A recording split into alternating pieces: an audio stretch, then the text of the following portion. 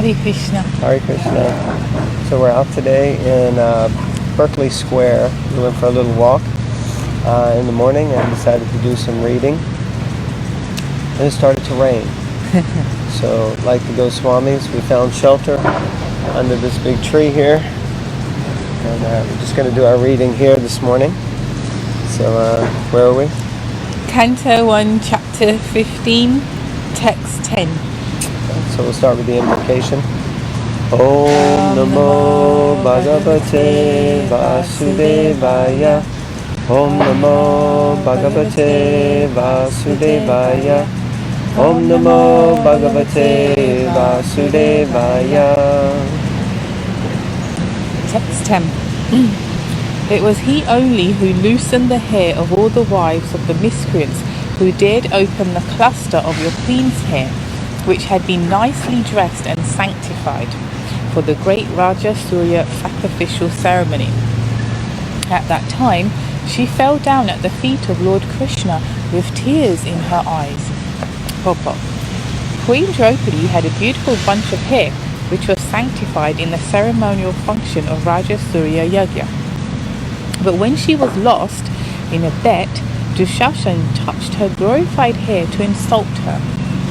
Draupadi then fell down at the lotus feet of Lord Krishna, and Lord Krishna decided that all the wives of Dushashan and company should have their hair loosened as a result of the battle of Kurukshetra. Thus, after the battle of Kurukshetra, after all the sons and grandsons of Dhritarashtra died in battle, all the wives of the family were obliged to loosen their hair as widows. In other words, all the wives of the Kuru family became widows because of Dushashan's insulting a great devotee of the Lord. The Lord can tolerate insults upon himself by any miscreant, because the father tolerates even insults from the son. But he never tolerates insults upon his devotees. By insulting a great soul, one has to forego all the results of pious acts and benedictions also. Text number 11.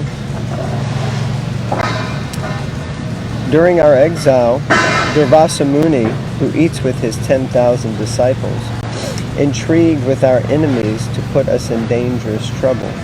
At that time, he, Lord Krishna, simply by accepting the remnants of food, saved us. By his accepting food, thus, the assembly of Munis, while bathing in the river, felt sumptuously fed, and all the three worlds were also satisfied. Durvasa Muni, a powerful mystic Brahmin determined to observe the principles of religion with great vows and under strict austerities. His name is associated with many historical events, and it appears that the great mystic could be both easily satisfied and easily annoyed, like Lord Shiva. When he was satisfied, he could do tremendous good to the servitor, but if he was dissatisfied, he could bring about the greatest calamity. Kumari Kunti, at her father's house, used to minister all kinds of services to all great brahmanas, and being satisfied with her good reception, Durvasa Muni blessed her with the power to call any demigod she desired. It is understood that he was a plenary incarnation of Lord Shiva, and thus he could be either easily satisfied or annoyed. He was a great devotee of Lord Shiva, and by Lord Shiva's order he accepted the priesthood of King Shwetaketu because of the king's performance of sacrifice for 100 years.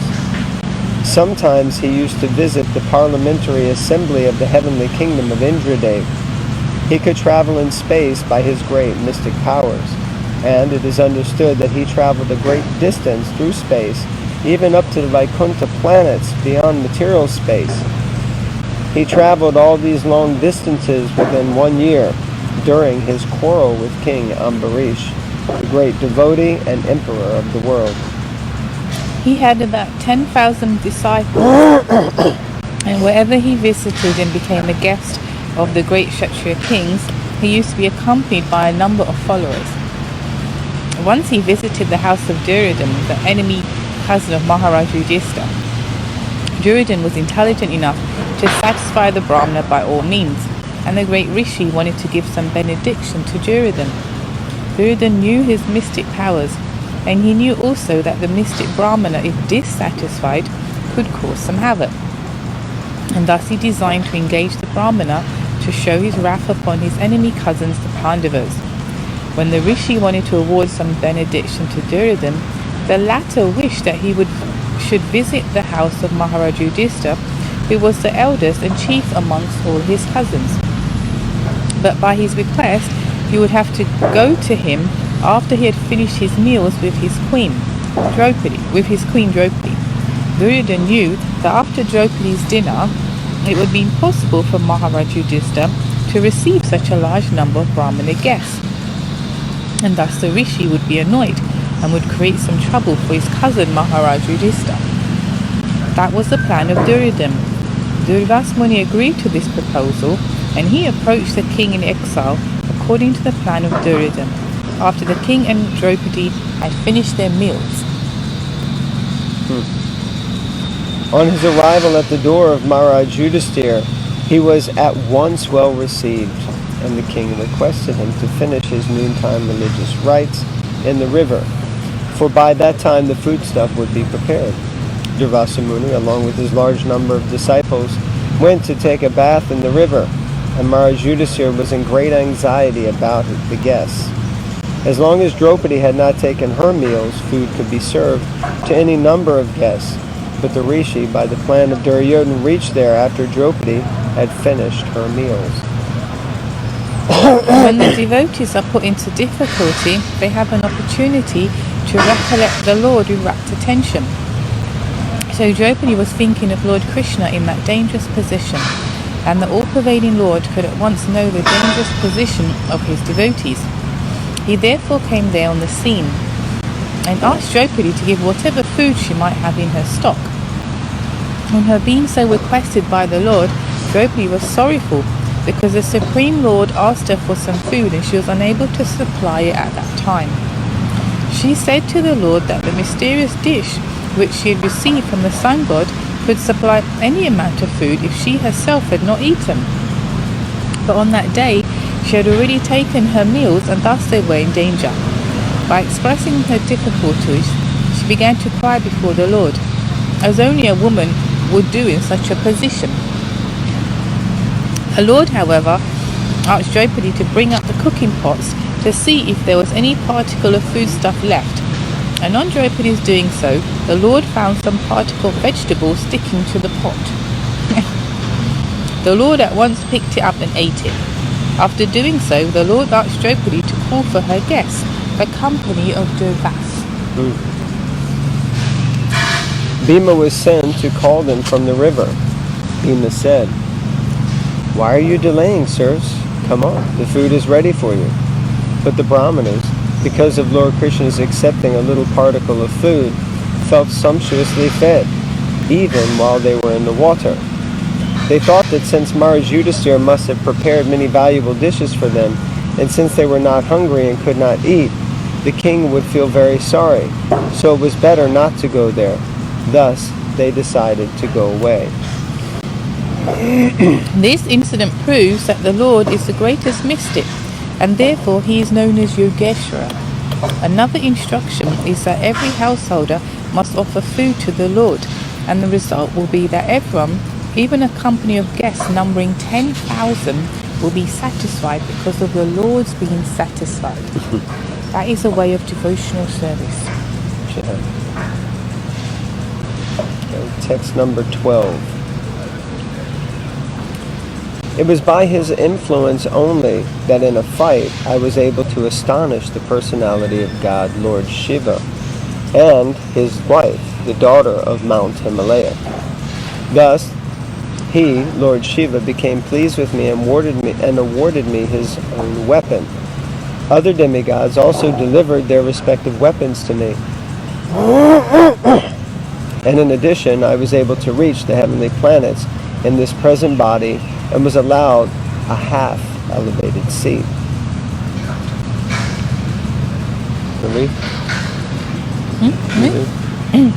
Purport. By the grace of the Supreme Personality of Godhead, Sri Krishna, all the demigods, including Lord Shiva, were pleased with Arjuna. The idea is that one who is favoured by Lord Shiva or any other demigod may not necessarily be favoured by the Supreme Lord Sri Krishna. Ravan was certainly a great devotee of Lord Shiva, but he could not be saved from the wrath of the Supreme Personality of Godhead, Lord Ramachandra. And there are many instances like that in the histories of the Puranas. But here is an instance where we can see that Lord Shiva became pleased even in the fight with Arjuna.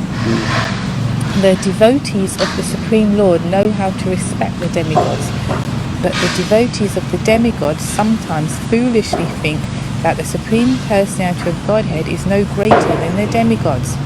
By such a conception, one becomes an offender and ultimately meets with the same end as Ravan and others. The instances described by Arjuna during his friendly dealings with Lord Sri Krishna are instructive for all who may be convinced by the lessons that one can achieve all favours simply by pleasing the Supreme Lord Sri Krishna, whereas the devotees or worshippers of the demigods may achieve only partial benefits which are also perishable, just as the demigods themselves are. Another significance of the present verse is that Arjuna, by the grace of Lord Shri Krishna, was able to reach the heavenly planet, even with the self-same body, and was honored by the heavenly demigod Indrajit, being seated with him, half elevated. One can reach the heavenly planets by the pious acts recommended in the Shastras, in the category of fruitive activities, and is stated in the Bhagavad Gita 9:21. When the reactions of such pious acts are spent, the enjoyer is again degraded to this earthly planet. The moon is also on the level with the heavenly planets, and only persons who have performed virtues only, performing sacrifices, giving charity, and undergoing severe austerities, can be allowed to enter into the heavenly planets after the duration of life of the body. Arjuna was allowed to enter into the heavenly planets in the self-same body simply by the grace of the Lord. Otherwise, it is not possible to do so. The present attempts to enter into the heavenly planets by the modern scientists will certainly prove futile, because such scientists are not on the level of Arjuna. They are ordinary human beings without any assets of sacrifice, charity, or austerities. The material body is influenced by the three modes of material nature, namely goodness, passion, and ignorance. The present population is more or less influenced by the modes of passion and ignorance, and the symptoms for such influence are exhibited in their becoming very lusty and greedy. Such degraded fellows can hardly approach the higher planetary systems. Above the heavenly planets there are many other planets also, which only those who are influenced by goodness can reach. In heavenly and other planets within the universe, the inhabitants are highly intelligent, many more times than the human beings. And they are all pious in the higher and highest mode of goodness. They are all devotees of the Lord, and although their goodness is not unadulterated, still they are known as demigods, possessing the maximum amount of good qualities possible within the material world. Text 13. When I stayed for some days as a guest in the heavenly planets, all the heavenly demigods, including King Indradev, took shelter of my arms, which were marked with the Gandiva bow, to kill the demon named Nivatakavacha. O King, descendant of Ajamida, at the present moment I am bereft of the Supreme Personality of Godhead, by whose influence I was so powerful. The heavenly demigods are certainly more intelligent, powerful, and beautiful, and yet they had to take help from Arjuna because of his Gandiva bow, which was empowered by the grace of Lord Sri Krishna. The Lord is all powerful, and by his grace his pure devotee can be as powerful as he may desire, and there is no limit to it. And when the Lord withdraws his power from anyone, he is powerless by the will of the Lord. Text 14. The military strength of the Kauravas was like an ocean in which there dwelled many invincible existences, and thus it was insurmountable. But because of his friendship, I, seated on that chariot, was able to cross over it. And only by his grace was I able to regain the cows and also collect by force many helmets of the kings, which were bedecked with jewels that were sources of all brilliance. Purport. On the Kaurava side there were many stalwart commanders like Bhishma, Drona, Kripa, and Karna, and their military strength was as insurmountable as a great ocean. And yet it was due to Lord Krishna's grace that Arjuna alone, sitting on the chariot, could manage to vanquish them one after another without difficulty. There were many changes of commanders on the other side, but on the Pandava side, Arjuna alone on the chariot driven by Krishna could manage the whole responsibility of the great war. Similarly, when the Pandavas were living at the place of Virata incognito, the Kauravas picked a quarrel with King Virata and decided to take away his large number of cows. While they were taking away the cows, Arjuna fought with them incognito and was able to regain the cows along with some booty taken by force. The jewels set in the turbans of the royal order. Arjuna remembered that all this was possible by the grace of the Lord. Text 15. It was he only who withdrew the duration of life from everyone, and who in the battlefield withdrew the speculative power and strength of enthusiasm from the great military phalanx made by the Kauravas, headed by Bhishma, Karna, Drona, Salya, etc. Their argument was expert and more than adequate, but he, Lord Sri Krishna, while going forward, did all this. The absolute personality of Godhead, Lord Sri Krishna, expands himself by his plenary Paramatma portion in everyone's heart, and thus he directs everyone in the matter of recollection, forgetfulness, knowledge, the absence of intelligence, and all psychological activities. Bhagavad Gita 15:15. As the Supreme Lord, he can increase or decrease the duration of life of a living being. Thus the Lord conducted the battle of Kurukshetra according to his own plan. He wanted that battle to establish Yudhishthira as the emperor of this planet, and to facilitate this transcendental business, he killed all who were on the opposite party by his omnipotent will. The other party was equipped with all military strength, supported by big generals like Bhishma, Drona, and Shalya, and it would have been physically impossible for Arjuna to win the battle had the Lord not helped him by every kind of tactic. Such tactics are generally followed by every statesman, even in modern warfare, but they are all done materially by powerful espionages, military tactics, and diplomatic maneuvers. But because Arjuna was the Lord's affectionate devotee, the Lord did all this himself, without personal anxiety by Arjuna. That is the way of the devotional service of the Lord.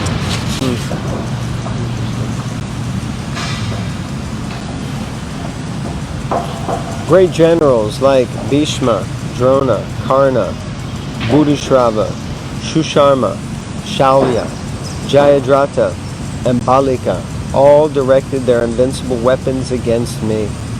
But by his, Lord Krishna's grace, they could not even touch a hair on my head. Similarly, Prahlad Maharaj was the supreme devotee of Lord Nrsingadev and was unaffected by the weapons of the demons used against him. The history of Prahlad Maharaj, the great devotee of Nrsingadev, is narrated in the 7th canto of the Srimad Bhagavatam. Prahlad Maharaj, a small child of only 5 years, became the object of envy for his great father Hiranyakashipu, only because of his becoming a pure devotee of the Lord. The demon father employed all his weapons to kill his devotee's son, Prahlad. By the grace of the Lord, he was saved from all sorts of dangerous actions by his father. He was thrown in a fire, in boiling oil, from the top of a hill, underneath the legs of an elephant, and he was administered poison. At last the father himself took up a chopper to kill his son. And thus Nrsingadev appeared and killed the heinous father in the presence of his son. Thus, no one can kill the devotee of the Lord. Similarly, Arjuna was also saved by the Lord, although all dangerous weapons were employed by his great opponents, like Bhishma.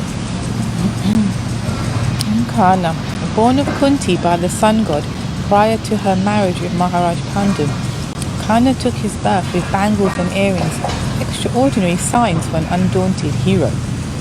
In the beginning, his name was Vasudena, but when he grew up, he presented his natural bangles and earrings to Indradev, and then henceforth he became known as Vaikartana. After his birth from the maiden Kunti, he was thrown in the Ganges. Later, he was picked up by Adira, and he and his wife Radha brought him up as their own offspring. Karna was very charitable, especially toward the Brahmanas. There was nothing he could not spare for a Brahmana. In the same charitable spirit, he gave in charity his natural bangles and earrings to Indradev, who, being very much satisfied with him, gave him in return a weapon called Shakti. He was admitted as one of the students of Dronacharya, and from the very beginning there was some rivalry between him and Arjuna. Seeing his constant rivalry with Arjuna, Duryodhana picked him up as his companion, and this gradually grew into greater intimacy. He was also present in the great assembly of Draupadi's Swayamvara function, and when he attempted to exhibit his talent in that meeting, Draupadi's brother declared that Karna could not take part in the competition because of his being the son of a Shudra carpenter. Although he was refused in the competition, still when Arjuna was successful in piercing the fish target on the ceiling and Draupadi bestowed her garland upon Arjuna, Karna and the other disappointed princes offered an unusual stumbling block to Arjuna while he was leaving with Draupadi. Specifically, Karna fought with him very valiantly, but all of them were defeated by Arjuna. Duryodhana was very much pleased with Karna because of his constant rivalry with Arjuna, and when he was in power, he enthroned Karna in the state of hunger. Being baffled in his attempt to win Draupadi, Karna advised Duryodhana to attack King Draupadi, for after defeating him, both Arjuna and Draupadi could be arrested. But Duryodhana rebuked them for this conspiracy, and they refrained from the action. No, Dronacharya rebuked them, and they refrained from the action. Karna was defeated many times, not only by Arjuna but also by Bhimsena. He was the king of the kingdom of Bengal, Orissa and Madras combined. Later on, he took an active part in the Rajasuya sacrifice of Maharaj Yudhishthira. And when there was gambling between the rival brothers, designed by Shakuni, Karna took part in the game, and he was very pleased when Draupadi was offered as a bet in the gambling.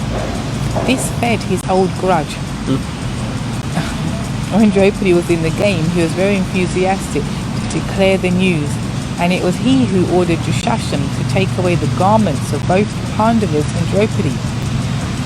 He asked Draupadi to select another husband, because being lost by the Pandavas, she was rendered a slave of the Kurus. He was always an enemy of the Pandavas, and whenever there was an opportunity, he tried to curb them by all means. During the Battle of Kurukshetra, he foresaw the conclusive result, and he expressed his opinion that due to Lord Krishna's being the chariot driver of Arjuna, the battle should be won by Arjuna. He always differed with Bhishma, and sometimes he was proud enough to say that within 5 days he could finish up the Pandavas if Bhishma would not interfere with his plans of action. But he was much mortified when Bhishma died. He killed Ghatotkacha with the Shakti weapon obtained from Indradev. His son Vrisasena was killed by Arjuna. He killed the largest number of Pandava soldiers. At last, there was a severe fight with Arjuna, and it was he only who was able to knock off the helmet of Arjuna. But it so happened that the wheel of his chariot stuck in the battlefield mud, and when he got down to set the wheel right, Arjuna took the opportunity and killed him, although he requested Arjuna not to do so. That's quite controversial. Napta or Budushrava.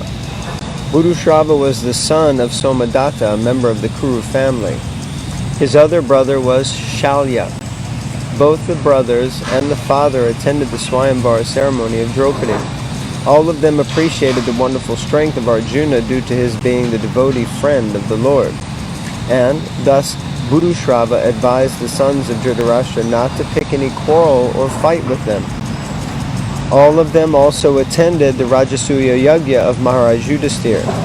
He possessed one Akshahini regiment of army, cavalry, elephants, and chariots, and all these were employed in the battle of Kurukshetra on behalf of Duryodhana's party.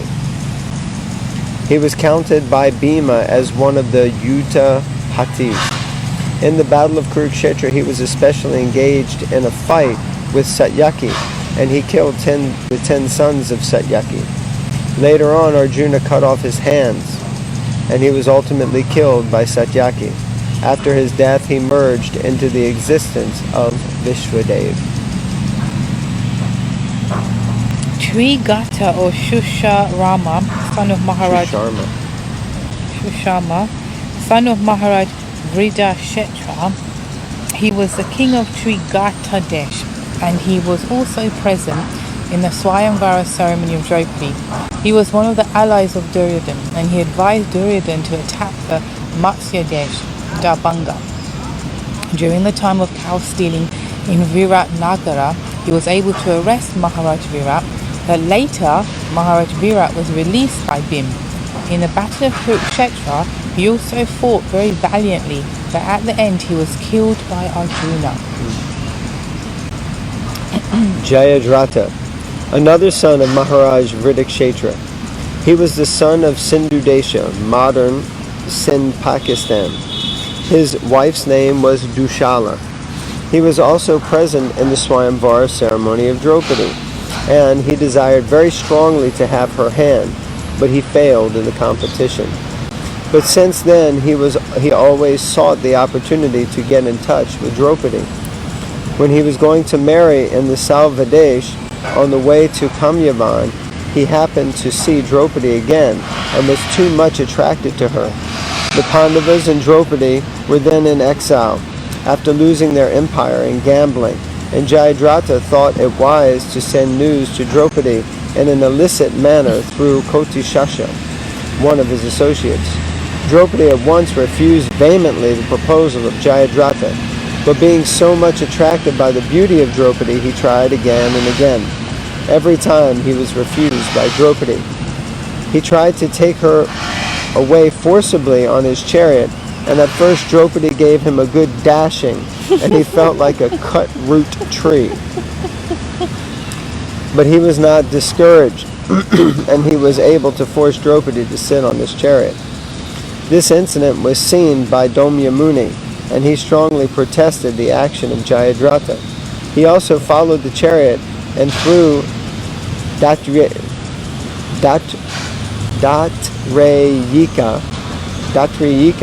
the matter was brought to the notice of Maharaj Yudhisthira. The Pandavas then attacked the soldiers of Jayadratha and killed them all, and at last Bhima caught hold of Jayadratha and beat him very severely, almost dead. Then all but 5 hairs were cut off his head, and he was taken to all the kings and introduced as the slave of Maharaj Yudhisthira. He was forced to admit himself to be the slave of Maharaj Yudhisthira before all the princely order. And in the same condition, he was brought before Maharaj Yudhisthira. Maharaj Yudhisthira was kind enough to order him released, and when he admitted to being a tributary prince under Maharaj Yudhisthira, Queen Draupadi also desired his release. After this incident, he was allowed to return to his country. Being so insulted, he went to the Gangotri in the Himalayas and undertook a severe type of penance to please Lord Shiva. He asked his benediction to defeat all the Pandavas, at least one at a time. Then the battle of Kurukshetra began, and he took sides with Duryodhana In the first days of the fight, he was engaged with Maharaj Drupad, then with Virat, and then with Abhimanyu. While Abhimanyu was being killed mercilessly surrounded by 7 great generals, the Pandavas came to his help, but Jayadratha, by the mercy of Lord Shiva, repulsed him with great ability. At this, Arjuna took a vow to kill him, and on hearing this, Jayadratha wanted to leave the warfield and ask permission from the Kauravas for this cowardly action. But he was not allowed to do so. On the contrary, he was obliged to fight with Arjuna, and while the fight was going on, Lord Krishna reminded Arjuna that the benediction of Shiva upon Jayadratha was that whoever would cause his head to fall on the ground would die at once. He therefore advised Arjuna to throw the head of Jayadratha directly into the lap of his father, who was engaged in penances at the Samanta Panchak pilgrimage. This was actually done by Arjuna. Jayadratha's father was surprised to see a severed head on his lap, and he at once threw it to the ground. The father immediately died, his forehead being cracked in 7 pieces. Hare Krishna. On Wow. that note, Mahabharata ki jai. the spotless Purana ki jai. Thank you very much. Hare Krishna. All Hare glories to Srila Krishna. Prabhupada.